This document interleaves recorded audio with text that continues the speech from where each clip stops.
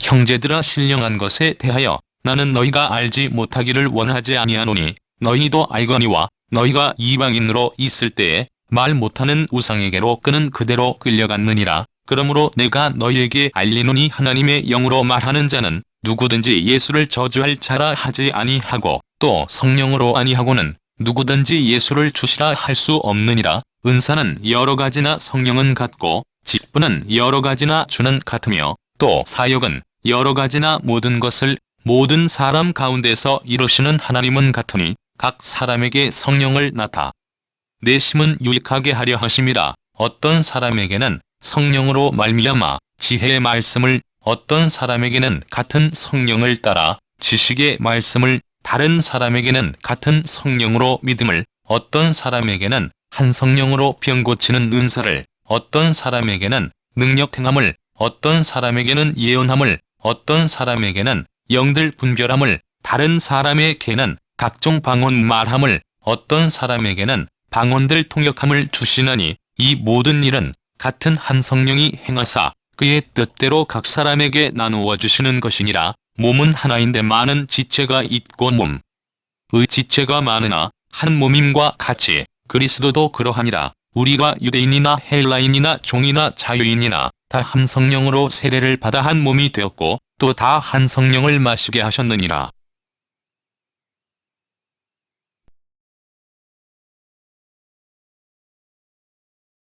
오늘은 예배 중에 나타나는 성령의 은사에 대해서라고 하는 제목으로 함께 은혜를 나누고자 합니다. 오늘 말씀에는 성령의 은사에 대해서 언급하고 있습니다. 성령의 은사는 믿음의 자녀들에게 성령께서 임하셔서 나타나게 하는 사역에 관계된 성령님의 능력이나 선물인 것입니다. 이 같은 성령의 은사를 각 사람에게 나누어 주시는 이유는 그리스도의 몸인 교회의 지체로서 한 영역의 일을 담당하라고 주신 사역을 위한 선물인 것입니다. 우리 몸의 각 지체들에도 그 지체를 움직이고 정보를 주고받을 수 있는 신경세포가 분포되어 있으며 여러 가지 작용들을 함으로 몸을 잘 사용할 수 있게 해주듯이 교회가 교회로서의 사명을 감당하게 하기 위해서 각 신자들에게 그 각 사람의 성향을 가장 잘 아시는 하나님께서 성령의 은사들을 나누어 주시는 것입니다. 이것은 한 사람이 모든 은사를 소유할 수 없으며 소유할 필요도 없는 것입니다. 어차피 한 사람이 교회 안의 모든 사역을 다 감당할 수는 없는 것이며 그런 열심히 있는 사람이 있다고 가정하여도 그의 육체가 그 일의 분량과 강도를 도저히 견디지 못할 것입니다. 뿐만 아니라 생업이나 여가시간 등의 인간적인 사회활동도 병행해야 하는 만큼 모든 은사를 다 소유할 수도 없고 그럴 필요도 없는 것입니다. 또한 은사가 서로 다른 사람끼리 서로 협력하고 상의하면서 일을 진행하는 것이 주님 보시기에도 아름답고 성령의 하나 되게 하는 띠인 그리스도의 사랑이 각 사람들을 하나로 연결시켜 주시기 때문에 은사가 다양한 것이 더욱 유리하고 행복한 교회 생활을 가능하게 하는 이유가 되는 것입니다.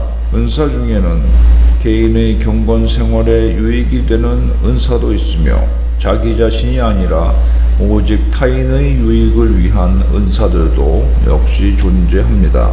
은사에는 지적인 요소가 강하게 사용되는 것도 있고 감정적인 요소가 강하게 사용되는 것도 있으며 의지적인 요소가 강하게 사용되는 것도 있는데 같은 사람이라도 그날의 바이오 리듬에 의해서 지적, 감정적, 육체적 기능이 다르게 발휘된다고 하는데 하물며 천부적인 기질이나 자라온 환경이 전혀 다른 각 사람들에게 있어서 얼마나 이런 성향의 차이들이 크게 나타나겠습니까?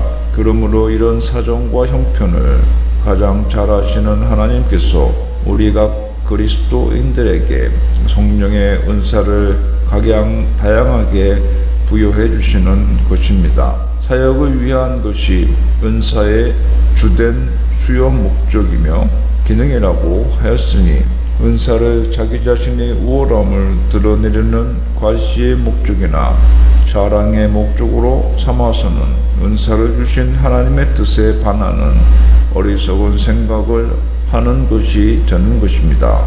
그런데 본문의 바울 사도가 주의하고 있는 부분은 바로 이러한 은사가 공동체 예배 시간에 나타날 때인 것입니다.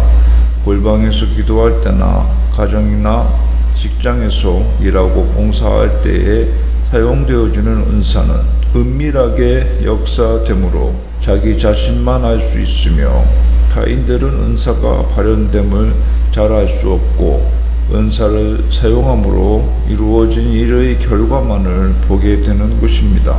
그런데 문제는 공동체 예배 시간에 은사가 나타나는 경우에는 이 모습을 모든 공동체 예배 참석자가 다 같이 보게 되므로 뜻하지 않게 이러한 은사가 그 사람의 영성의 자기 과시의 목적으로 사용되어질 수도 있는 것입니다. 특별히 방언 같은 은사가 예배 시간에 임하거나 나타날 수가 있는데 이럴 때는 모든 참석자가 그 방언의 소리와 혀의 움직임을 듣고 보게 되므로 덕이 되지 않을 수가 있는 것입니다.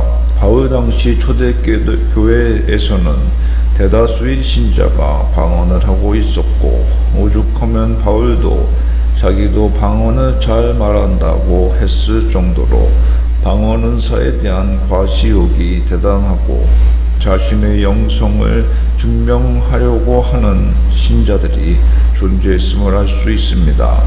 이것은 꽤나 민감한 사항이 아닐 수 없었습니다. 사실 예수 그리스도의 십자가 복음이 가장 위대하고 놀랍고 신비한 진리이고 영광이고 하나님의 능력인데 이에 집중하지 못하고 예배 시간에 무분별하게 행해지는 방언 현상에 이목이 집중되게 되면서 영성을 자랑하고 과시하는 부덕한 시간이 되고 만 것입니다. 이 세상에서 돈 자랑만큼 역겹고 유치한 것이 없는 것이 가난한 자들에게 이런 행동을 본다는 것은 괴로움과 박탈감과 소외됨과 패배감을 느끼게 할 뿐 아무런 유익이나 용기나 격려를 주지 못하기 때문입니다.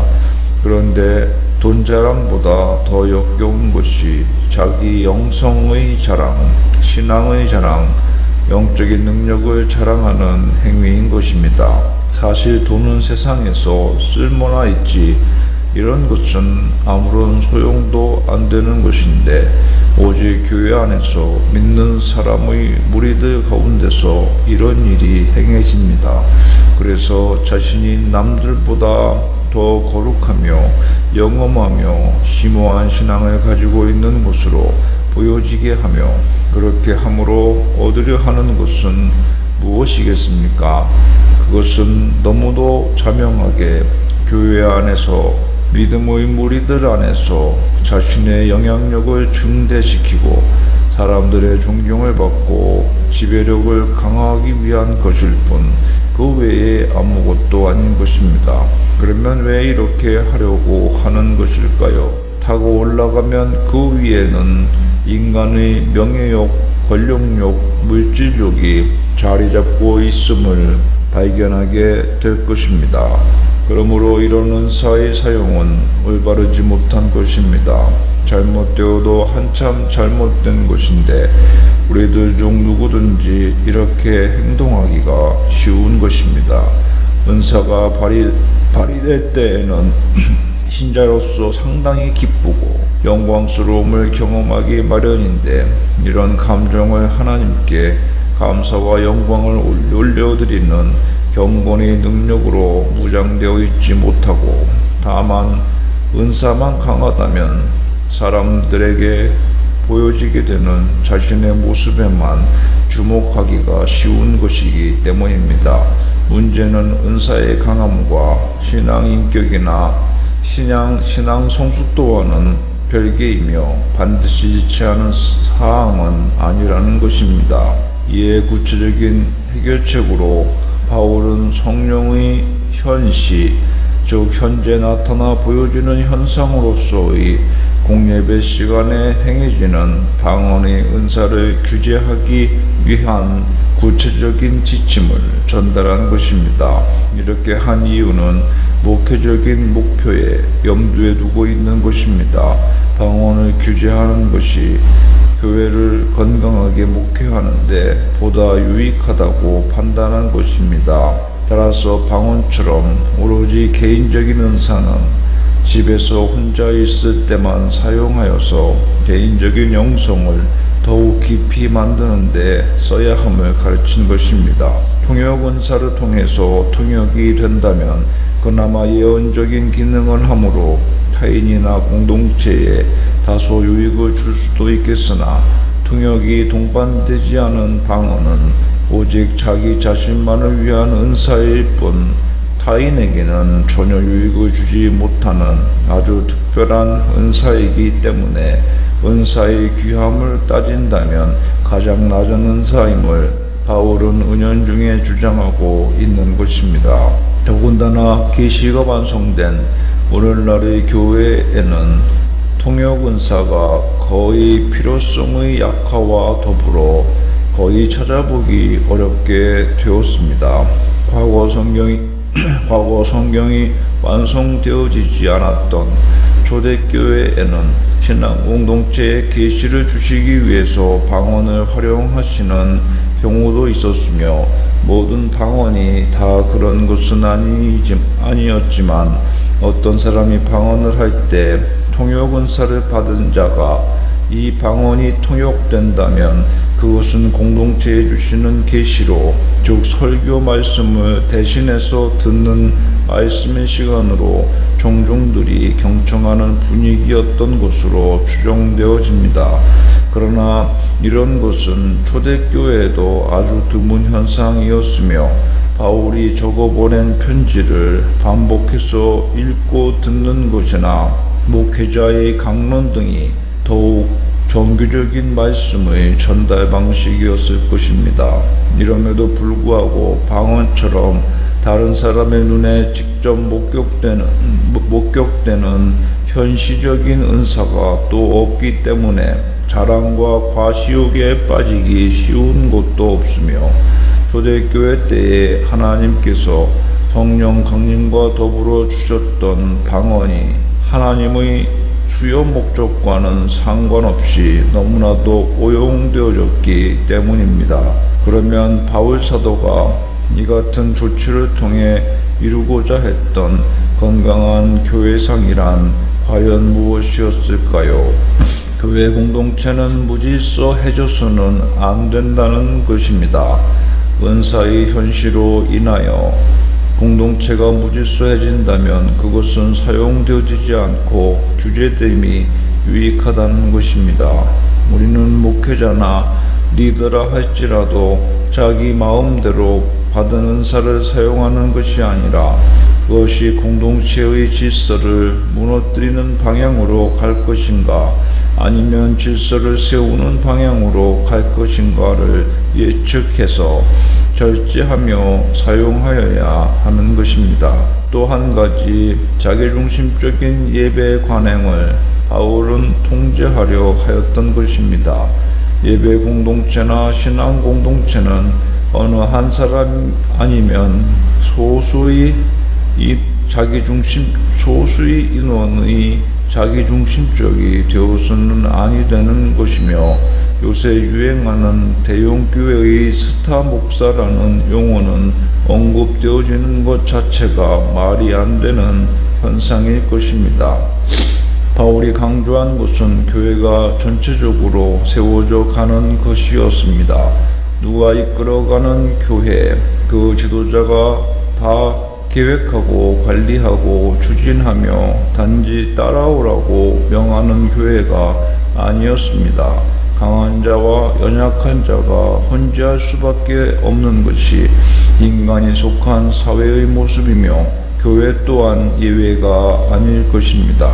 이럴 때 바울의 생각은 강한 자가 약한 자에게 맞춰줘서 함께 성장해야 한다는 것이며 높은 자가 낮은 자의 위치로 스스로 버리고 내려와 함께 해 주어야 하는 것이며 유명한 자는 무명한 자처럼 스스로를 생각하며 부자는 가난한 자와 소유를 함께 나누며 전체적으로 세워져 가는 교회였습니다.